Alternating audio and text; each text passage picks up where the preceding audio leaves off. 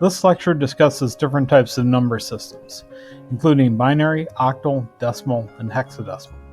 It corresponds to section 1.3 of the Mano, Keim, and Martin text. Inside the computer, everything is represented in binary. Unfortunately, a lot of us don't necessarily use binary as a native language when communicating about numbers or words. For numbers, we typically use the decimal or base 10 system. Decimal uses strings of numbers 0 to 9, and depending on where the number is located, each digit has an associated value raised to the power of 10. For example, 98.6, or normal body temperature, is interpreted as 9 tenths, plus 8 ones, plus 6 tenths. If you're curious, that's 37 degrees if you're using the centigrade scale. The convention is to write only the digits, and to infer the corresponding powers of 10 from the numbers positioned in the string. The a sub I are the coefficients. They have a weight of 10 raised to the I by which they are multiplied. Decimal has a radix, also known as a base, of 10. In general, a number in base r contains r digits, ranging from 0 to r minus 1, as expressed as a power series in r.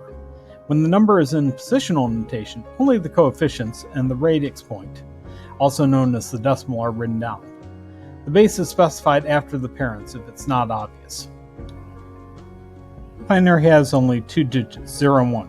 Back when I was a graduate teaching assistant at the University of Western Ontario, I got into a heated argument with an undergraduate student who insisted that it was never going to work. I admitted that my entire life was a lie and moved on with the semester. But indulge me and let's explore this fictional world of binary in a bit more detail. Before my little sidebar, I mentioned that binary had two digits, 0 and 1. Each digit is called a bit, and we have a radix of 2. In the table on the side, there are the first 24 powers of 2. Some powers have special names. 2 to the 10 is kilo, 2 to the 20 is mega, 2 to the 30 is giga, 2 to the 40 is tera, and 2 to the 50 is peta. Converting from binary to decimal is quite easy. You just multiply each coefficient by the appropriate power of 2. So, for the example 101010, we have 1 times 2 to the 5th, plus 1 times 2 to the 3rd, plus 1 times 2 to the 1st is 32 plus 8 plus 2, and that gives us a grand total of 42, which is the answer to life, the universe, and everything else. Going the other way from decimal to binary may take a bit more work.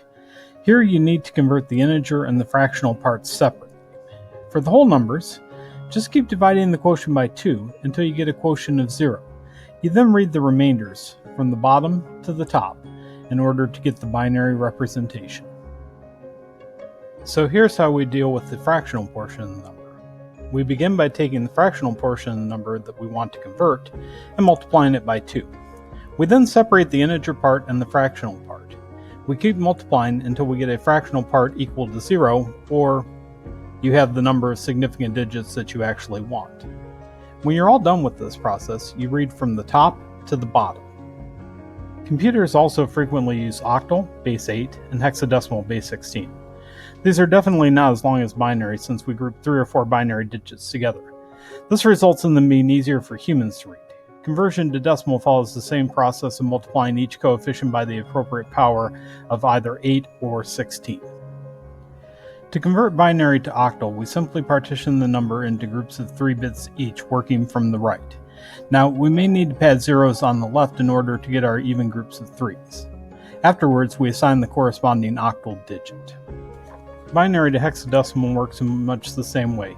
Here we simply partition the number into groups of 4 bits each, working from the right, and assign the corresponding hexadecimal digit.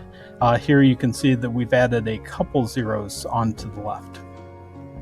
To convert octal and hexadecimal to binary, we simply reverse the procedure by converting each digit to its binary form.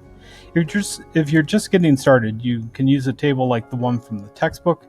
After you've had a bit more practice, this will almost be second nature to you. In digital computers, the range of numbers we can represent is based on the number of bits available in the hardware. For example, if we're using 16-bit computing, then the unsigned integers we can represent range from 0 all the way up to 2 raised to the 16th minus 1, or from 0 to 65,535. Later on, we'll see how to represent fixed-bit numbers and signed numbers. Thanks for watching. Be sure to check into La Lima for presentations, lessons, assignments, and more.